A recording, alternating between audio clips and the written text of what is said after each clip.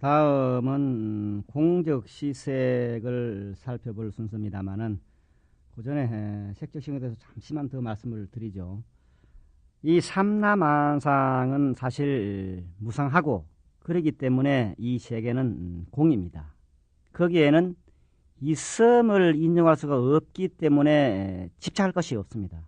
그렇다고 허무에 빠지라는 말은 결코 아닙니다. 있음을 인정하지 않지만은 허무에도 빠지지 않는 생활이 공의 생활입니다. 무상의 세계를 무상이라고 인정하지 않는 사람에게는 공은 실현되지 않습니다. 따라서 공을 발견하는 사람에게 공이 있는 것입니다. 물론 변화해 가는 것을 전체로 보면은 전체로서는 있다고도 할 수 있을지도 모릅니다. 가령 물질은 끊임없이 변화하고 있지만은 에너지로서는 존재한다고 말할 수도 있습니다. 소위 에너지 불멸의 법칙이죠. 그러나 그러한 전체자는 자기도 그 가운데 포함되어 있는 것이기 때문에 어떤 대상으로서 붙잡을 수가 있는 것이 아닙니다. 소위 객관과 주관이 합일된 세계입니다. 그것이 바로 성불이죠. 한 가지 예를 들어볼까요? 12월 초여덟에 나벌 8일 성도 이전의 부처님은, 그러니까 보살 때죠, 태자 시절에 부처님께서는 보리수 아래에서 샛별이 동천에 빛나는 것을 보았습니다. 그러나 성도와 더불어서 부처님은 동천에 자기 자신이 빛나고 있음을 보았습니다. 거기에는 샛별과 부처님이 하나가 되어 있었습니다. 그래서 고타마시 따르다가 부처님이 성불에서 부처님이 되신 후에 최초의 말씀은 뭐냐? 저 동천에 내가 빛나고 있다, 이 말이었습니다. 바로 이것이 공의 생활입니다. 자, 앞에서 저는 색불이공과 공불이색, 색적 시공과 공적 시색은 차원을 달리한 의미를 지니고 있음을 밝혔습니다. 그리고 지금까지 색적 시공에 관해서 살펴봤는데요. 그렇다면 색적 시공과 차원을 달리하는 공이 곧 물질의 존재, 공적 시생이란 무엇인가? 이 말은 일체 모든 것이 어떤 현상으로 성립하는 이유는 그것이 공이기 때문이라는 그런 뜻입니다.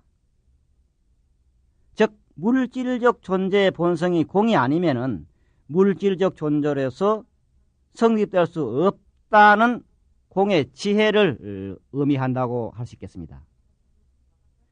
이러한 사실들은 우리들의 일상생활에서도 흔히 접하게 됩니다. 가령 마음이 착하다고 하는 것은 마음의 본성이 공이기 때문에 착한 것이 성립하는 겁니다.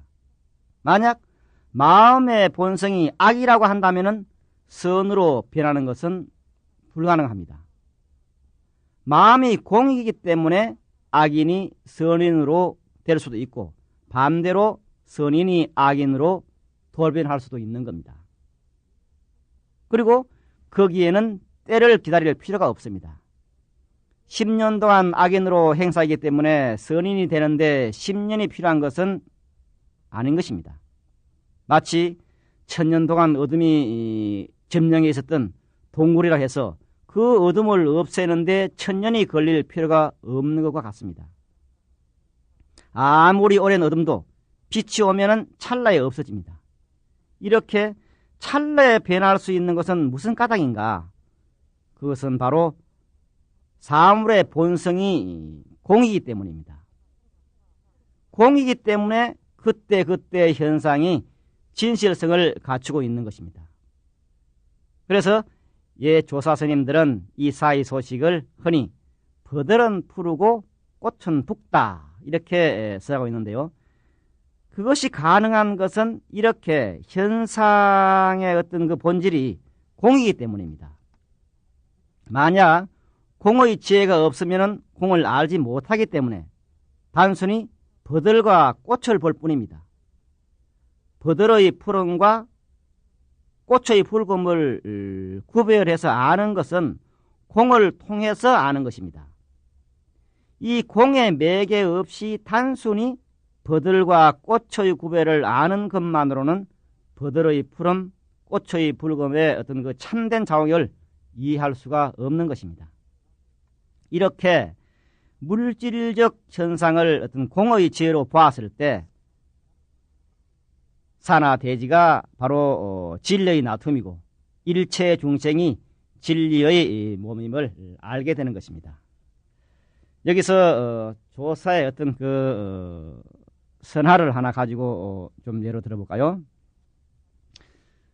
방거사라는 중국의 유명한 그 거사님이 계시는데 이 거사님이 견성한 거사님이죠. 이 거사님이 어느 날 약산스님 처소를 방문해서 이제 인사를 드리고 한참 법담하다가 물러났습니다. 그럼 물러날 때 이 거사가 그 약산에게서 물러날 때 약산 큰 스님께서 아마 10몇 명의 성객들에게 명령을 해서 정문까지 이렇게 전송을 했습니다.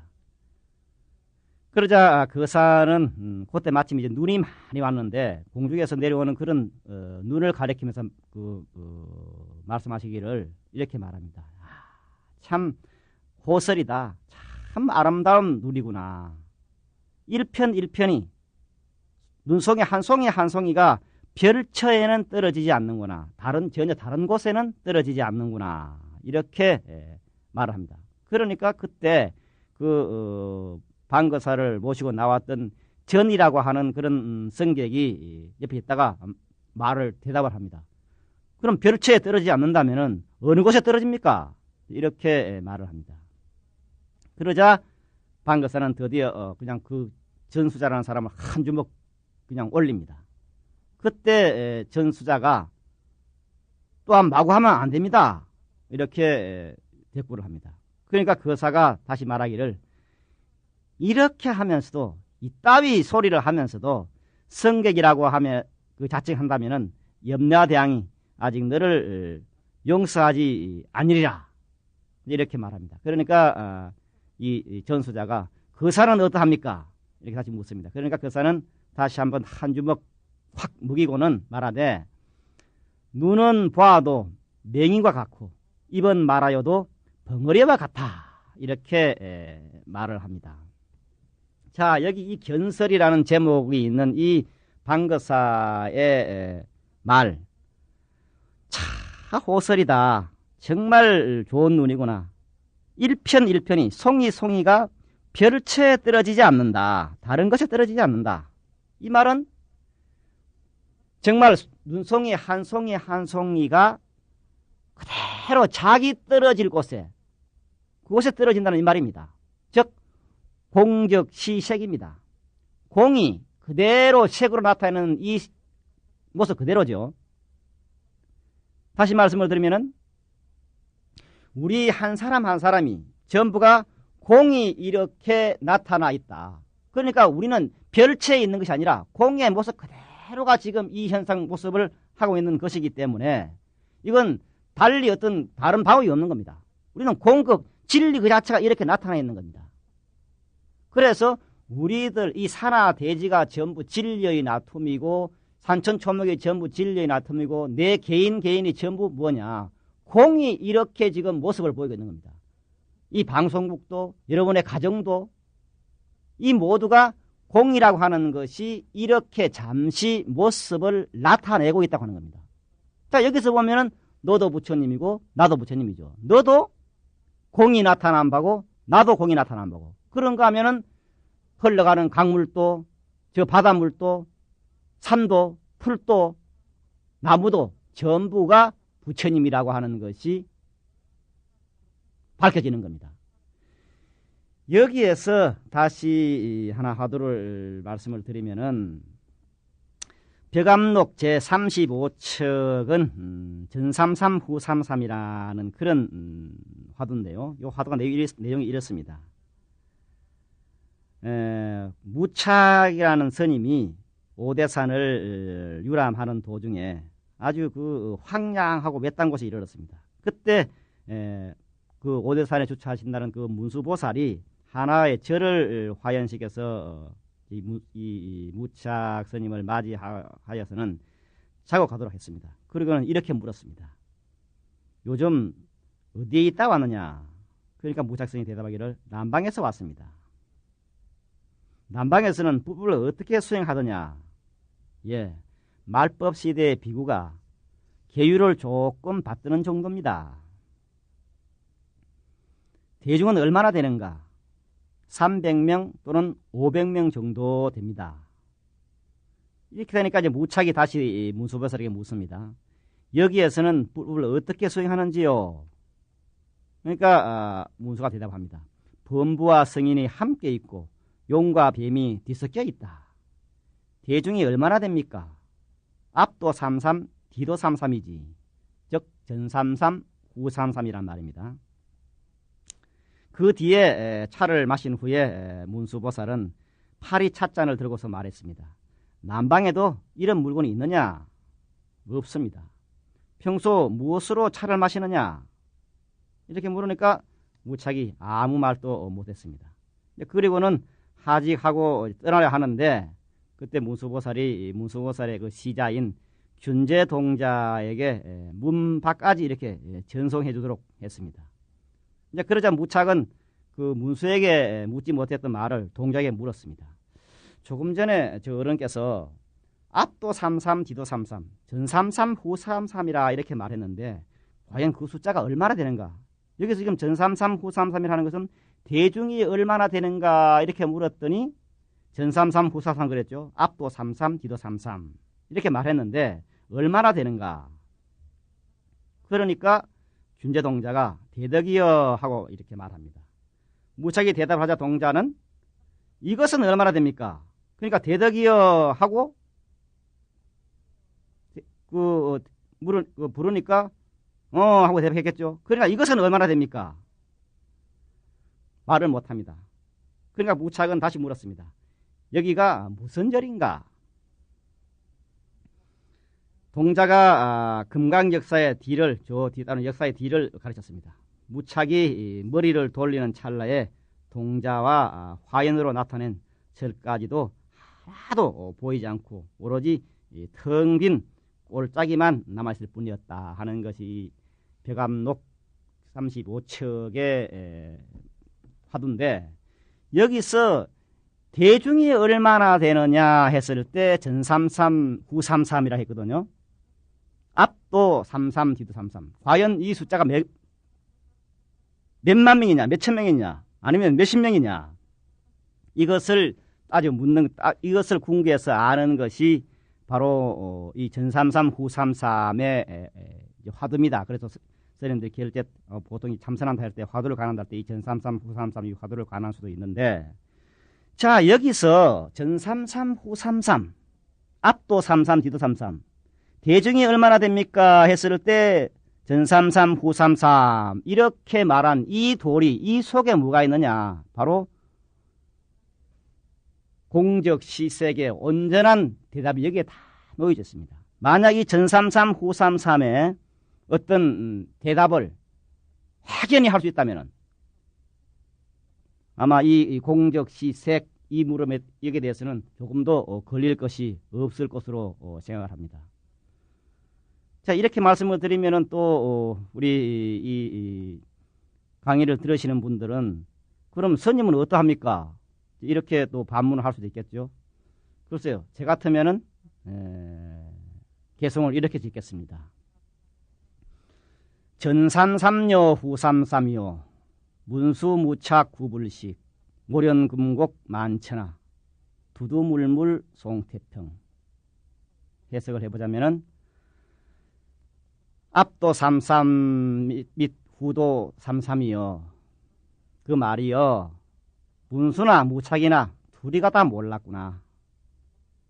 모령금 현이 없는 금운고 줄이 없는 금운고에서 나는 곡조가 천하에 가득하니 두두물물이 이 산하 대지 온갖 사물마다 다가 산하 대지 전체가 사람을 비롯해서 산하 대지 전체가 두두물물이 다 태평가를 노래 부르는구나. 저는 이렇게 대답을 하겠습니다만은, 자, 여러분들은 어떠하십니까?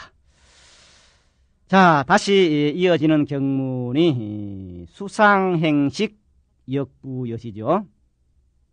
정에서는 공이 곧 물질의 존재이다라고 한 다음에 감각, 표상, 의지, 인식도 또한 마찬가지다라고 설하고 있습니다.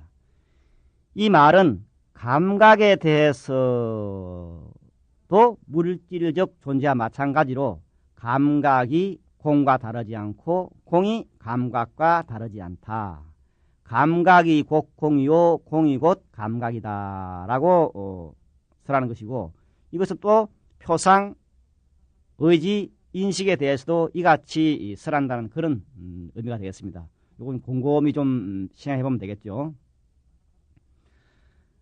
자, 이미 우리들은 5가지 모임, 오온의 의미에 관해서 간략하게 살펴봤기 때문에 여기서 구태여 재론이 필요하지 않을 것으로 생각이 됩니다. 다만 문제는 물질적 존재라는 자기의 어떤 그 신체와 환경, 그리고 감각, 표상, 의지, 인식이라는 자신의 마음이 본래 공이라는 사실을 모르는 데 있습니다. 그것이 문제입니다. 그러한 까닭에 우리들은 우리 자신을 5가지 모임으로 이루어진 실지 않은 어떤 그 화합물로 생각하고, 이러한 5가지 모임을 충족시키는데 최고의 가치를 두려 합니다. 그러나 그러한 생각이야말로 유물주의, 감각주의의 출발이고 인간성을 황폐시키는 그런 원인이 되고 맙니다. 거기에는 물질적인 풍요와 환락이 최고의 가치를 가지게 되고 맙니다. 물질적인 부와 감각적 쾌락을 대량으로 충족시키는 것이 최고의 가치가 되고 도덕이 되고 맙니다. 인간이 가지는 높은 이상, 고결한 품격은 그 가치를 상실하고 맙니다. 요즘 벌어지고 있는 온갖 사회악이 바로 여기에서 비롯하는 겁니다. 진실로 우리들이 5가지 모임, 오온이 공함에 바로 눈뜰 때 우리들이 몸담고 있는 이 사회는 바로 불국토가 되는 것입니다. 자, 이어서 이어지는 긍문이 사리자, 시제법공상, 불생불멸, 불구부정, 부정불감인데요. 먼저 사리자는 살펴봤고요. 시제법공상부터 한번 볼까요? 앞에서 우리들은 반야경의 핵심이 되고 있는 그런 공이 실제로 무엇을 의미하는지에 대해서 살펴봤습니다. 그 결과 우리들이 얻은 결론은 공은 다름 아닌 사물의 실다운 모습이라는 것이었습니다. 그런데 여기서 간과할 수 없는 것은 지금까지 말한 공은 궁극적으로 우리들 인간을 규명하기 위한 것이라는 사실입니다. 즉 인간이란 도대체 어떤 존재인가 하는 것을 규명해서 얻은 결론이 공이라는 것입니다. 따라서 공이 사물의 실다운 모습이라는 정의는 달리 표현하면 공이야말로 인간의 본래 성품이라고 할 수 있습니다. 그리고 이러한 등식은 우리들의 본성이 어떤 것인지를 알기 위해서는 공이 가지고 있는 속성을 이해함에 의해서 가능하다는 것을 말해주고 있는 겁니다. 자, 그렇다면 공은 어떠한 속성을 가지고 있는가? 물론 공의 속성을 한마디로 말한다는 것은 용이하지가 않습니다. 왜냐하면 공이란 것은 사색의 대상이 아니기 때문입니다. 그것은 직관에 의해서만 가능한 것이기 때문입니다. 공은 유와 무를 벗어나 있고 따라서 유와 무의 개념에서 파악할 수 있는 성질의 것이 아니기 때문에, 그리고 언서를 여의고 있기 때문입니다. 그러나 그렇다고 해서 경전에서 이 부분에 관해서 전혀 언급을 피하고 있는 것은 아닙니다. 왜냐하면 반야성에서는 분명하게 시제법 공상, 이 모든 법은 공상이어서 이렇게 말하면서 나지도 않고 없어지도 않으며 더럽지도 않고 깨끗하지도 않으며 늘지도 않고 줄지도 않는다라고 설해서 공의 모양, 즉 사물의 실다운 모습을 3가지로 설명을 하고 있기 때문입니다. 여기서 우리들은 먼저 시제법공상을 했을까? 이 모든 법은 공상이어서 해서 법이라는 말이 나왔으니까 법이라는 말을 만나게 되죠. 자, 이 법이라는 개념을 이제 명확히 해둘 필요가 있습니다. 원래 다르마, 법이란 말은 산스크리트 다르마라는 것을 번역한 그런 것인데요. 여기에는 많은 의미를 함축하고 있습니다. 때문에 이 법이라는 것을 해석하기가 무척 곤란합니다. 그러나 대체로 법이라는 말에는 7가지 정도의 의미가 있습니다. 첫째는 법칙, 기준. 둘째는 도덕, 종교. 셋째는 속성, 성격. 네 번째가 가르침. 다섯 번째가 진리, 최고의 실제. 여섯 번째가 경험적 사물. 일곱 번째가 존재의 형태. 마지막 여덟 번째 존재의 요소. 이런 등의 의미로 이 다르마라는 말이 쓰여지고 있습니다. 법의 의미를 지금 그 경문에 이 모든 법은 공상이어서 시제법 공상에 이제 이 앞에 말씀드린 8가지 이 법의 의미를 이 시제법 공상에 대입을 시키 보면은 제법 모든 법이라고 하는 요것은 뭐냐? 존재의 형태죠. 7번째 나오는 존재의 형태입니다. 모든 법은 존재의 형태는 존재 형태나 요소를 말하고 그 다음에 시제법 공상이죠. 공이라고 하는 것은 뭐냐? 세 번째는 다른마의 속성 성격이어서 속성이나 성격을 밝히고 있음을 알 수가 있습니다. 그리고 모든 법은 공상이다. 제법 공상이라는 요 전체 이것은 뭐냐? 바로 5번째 나오는 진리, 최고의 실제 그거니까 실상의 진리 혹은 최고의 실제를 가리키고 있는 겁니다. 즉 우리들이 지금 간단하게 이 모든 법은 공상이어서 시제법 공상, 이 시자는 떼버리고 제법 공상 하는 요 네 글자 속에 사실은 3가지의 의미가 포함되다는 겁니다. 그러니까 이것을 제1달마, 제2달마, 제3달마 이렇게도 말씀할 수가 있는데요.